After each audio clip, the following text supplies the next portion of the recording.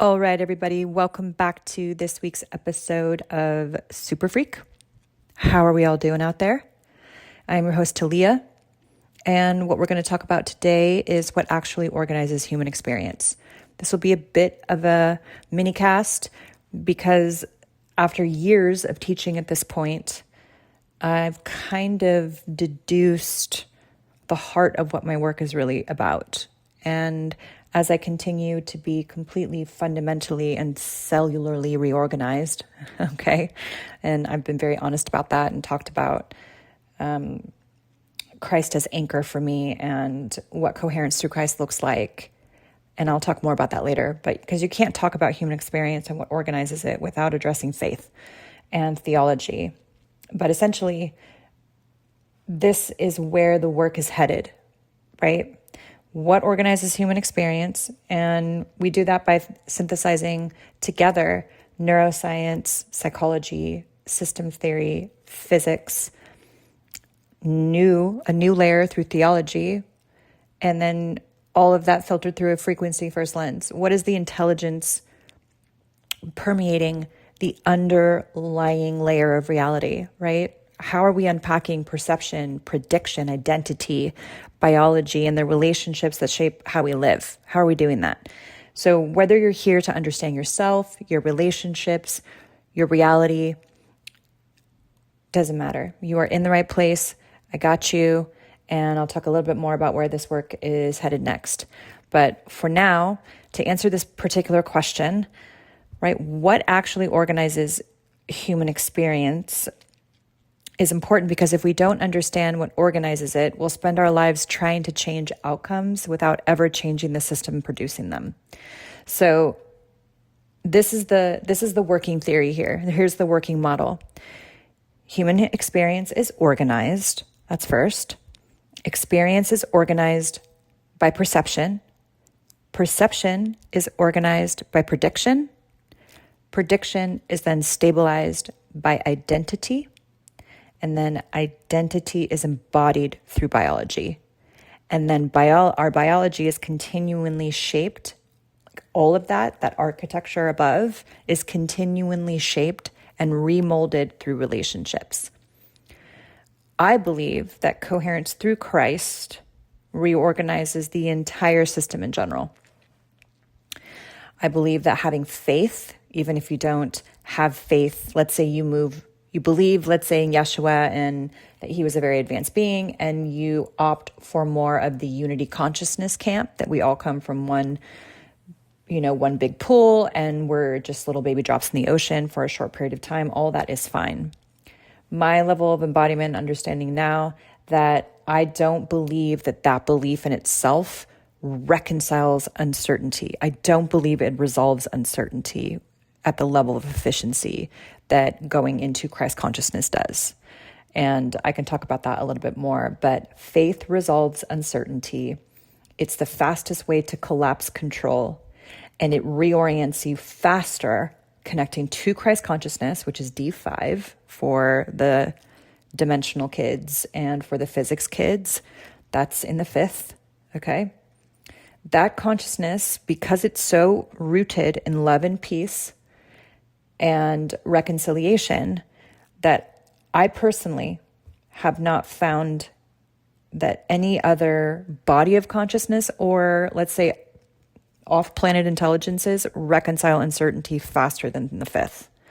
So I'll leave that we'll put a pin in that. I'll leave that kind of floating, and I know you guys will drop some comments, and I'll be happy to expand on a podcast then. But so part one of this, human experience is organized. One of the greatest assumptions that I feel like I reach or let's say I come up against when I'm talking about what I do in real life, right? Meeting people all over the place, is that life simply happens to us. Okay, that things are random, emotions, our behaviors appear out of nowhere, that relationships work or they don't. And if they don't work, it's the other person's problem or fault, or that the pair of you, or that somehow the relationship was incoherent and then you didn't work together. Now, part of that is true, but none of that is predetermined. Okay, what if human experience is profoundly organized? And there is an intelligence that is beneath all of this, organizing all of it. And there's also mechanism beneath all of it. So it's not something that happens to us. It's a series of sequence that a very intelligent, organized sequence that is informing your reality that you are responding to. So experience is organized. So human experience is organized. That's the first principle. Okay? That everything is organized through epigenetics, through conditions, through childhood information, through inherited scripts, through things that we have learned. This is how our reality, our human experience is being organized, propagandized against, right? Our perception is being influenced every single day. What we're attracted to, the people that we interact with, all of that is organized. And it's organized by an underlying intelligence. Okay, that's assumption number one that we start to move into. That experience is organized by perception, right? So two people can walk into the same room and leave having experienced completely different realities. Two people can be in a disagreement and have the way that they're perceiving reality be filtered through completely different lenses. Not because reality is changed, because perception is different. Okay, perception determines what becomes meaningful for us. Perception defines and is part of the conditions and the parameters of what our brain assigns meaning to. So, for example, if you're having a conversation with somebody and they have a distortion or a filter or a wound around fear of loss or abandonment, or that people that they love always leave them, and they feel triggered, their perception feels triggered by something you said that has to do with challenging their identity around people that I love leave me, then the brain is going to assign all kinds of meaning to that, and then they will become defensive. That's just an example of how perception is organized. It's organized by what we feel is threatening, what we cannot necessarily bring language to, by what we feel is possible. And I said this in an earlier podcast, that reality is organized by very specific conditions, right? So therefore, our human behavior is organized by very specific conditions. So what you have access to, the permissions that you give yourself, right? The predictions that we run, which we'll talk about in a minute, and the boundaries that you set for yourself. So all of that will be filtered through what you believe you're worthy of, what you settle for, what you're unwilling to accept and look at, how you bypass your survival strategies. And we'll talk about biology in a minute. So kind of part 3 on this is perception is organized by prediction.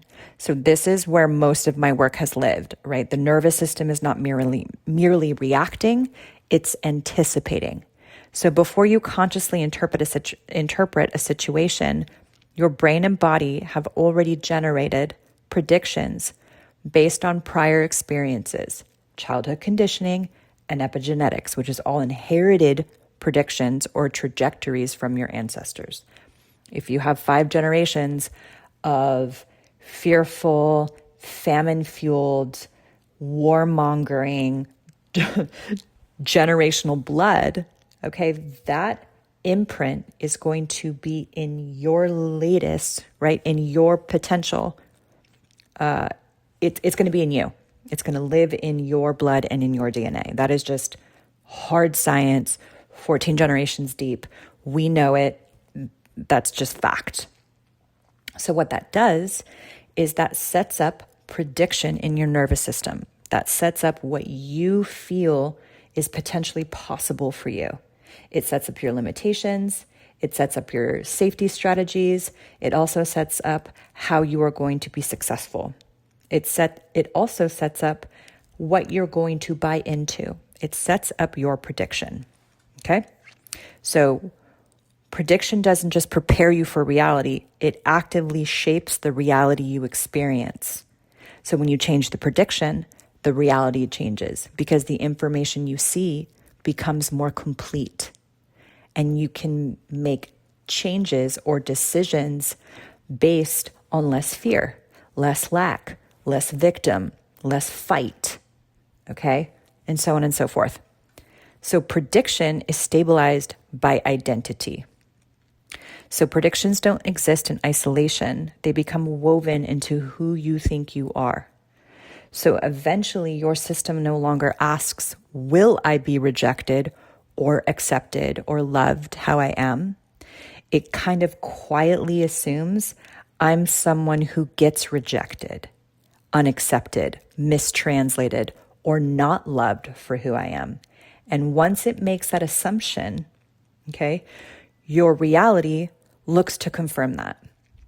Your brain, through the reticular activating system, the amygdala with the feeling brain, then you have the prefrontal cortex, which is the thinking brain, all of these things working together through neuroscience to confirm through confirmation bias, bystander effect, and so on and so forth, what to look for. So if you think that everyone is, that you're hyper resilient, let's say, that everyone is out to get you, that things are always going to be a certain way, that you're never going to get on top of X, Y, Z, your brain will be like, you know what, you're right. I'm going to go look for all the reasons why that's true. So the challenge with stepping into contrary action and, let's say, unraveling prediction is contrary to what you normally would do. So for everything, if you tell your brain, so you kind of you're a co-creator and collaborator with your brain, kind of become a master collaborator, which I talk about in the book, I think in part 3, where I talk about all the neuroscience stuff, is let's say it looks for one way that that's true and like 2 to 3 or in 4 ways why that's not true. You have to kind of start moving really into the observer and catch the way that you think. It's actually called metacognition, having a high understanding of how you think and eventually you'll be able to see where your blind spots are. But we need relationship in order to see those things. So identity stabilizes reoccurring predictions until they begin to feel like your personality. And then you feel that like that is who you are, and then you run with it. This is why changing behavior without working at the level of identity doesn't end up working. So you can't change from the outside in. You reorganize from the inside out, then reality reflects that clarity back to you. So part 5, identity is embodied through biology. So identity isn't just psychological. It is and evolves into physiological, right? It becomes physiological.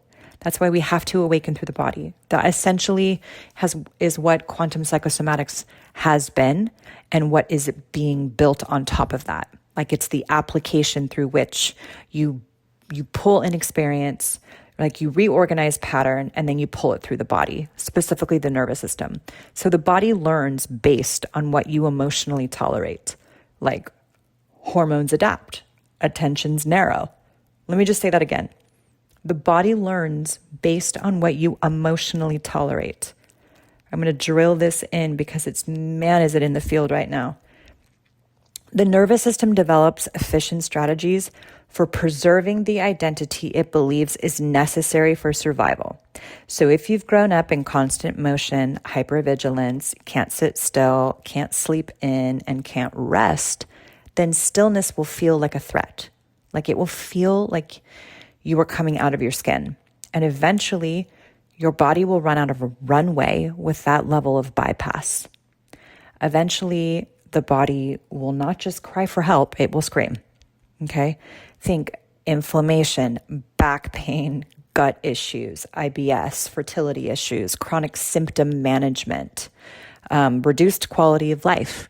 I used to say that your highest self would kick you out of the way, and I have a whole essay on basically the highest self being a way to phase lock you into self instead of reorienting you to the divine, straight to God. But we'll come back to that. Eventually, God will kick you out of the way, okay? And that's why now I've kind of upgraded that language. You will get humbled eventually, not to punish you, but to get you to listen, right? Soften, learn, evolve. So you don't have to keep repeating the same shit over and over again. So you've got to submit ultimately to something greater than your fear, than your control, than your lack, than your hyper adaptability, in order for you to truly experience how to love something and be loved and give and serve and get out of self. If you're constantly in higher connection with your highest or higher self, you're still looping with yourself. There's no orientation towards something greater than you that is constantly self-referential, that even self-referential is still self. I just want to be organized through, go straight to God, and I want to do that through Yeshua, through Christ. I want to do that with peace and love and clarity and devotion and safety and softness and respect and reverence. And I want that reality reflected back to me. And I'm at this point, especially knowing what I know and seeing what I see, like I got basically everything I asked for, which was a certain level of perceptual prowess and access to myself. And I kind of ran out of runway even with that. And now I have a completely different frequency, honestly. So we'll talk about that more later. But part 5 is your biology is continually shaped through relationships. And none of that develops in isolation. Okay, relationships reorganize biology. Families can organize your prediction. Communities reinforce identity. Culture teaches attention. Environment influences what we feel is possible. That's why it's important to kind of constantly challenge yourself and see new places and be around a different type of person and be around people who challenge you and call you higher. It's extremely important. Every relationship either increases coherence or reinforces fragmentation. We are always being shaped. The question is by what and by whom? So my work exists to ask, not only helping you guys identify the organizing principles beneath your experience, right? Like the patterns that you repeat, the prediction driving those patterns, and the identity those predictions have stabilized. But what is the origin of that behavior? Where did that get initiated, right? The experiences and relationships where those organizing predictions first became adaptive. That's what I'm interested in addressing. And that's where this work meets you. And using coherence modeling to help reorganize, your system from the inside out. Once you understand what's organizing your life, you stop fighting symptoms and you begin reorganizing the system itself. And quantum psychosomatics explores that through the body, and the pattern lab explores that through prediction, and the field hub explores that through understanding language, through somatic intelligence, through relationships and environment, and through the mechanics of space and time as a foundation, through physics. I'll add this, that faith enters the conversation when you are challenged by what you believe. So I said this before, that I truly believe that faith resolves a prediction error of uncertainty. Just let that land for a second, okay? Uncertainty is a prediction error. Fear is a prediction error.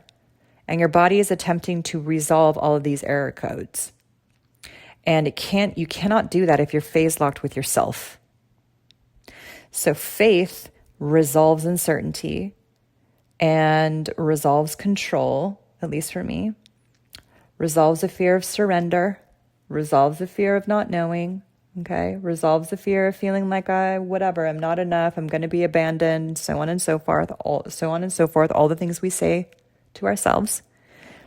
Faith can become the reorganizing system that signals clarity in all areas. kind of constantly all the time.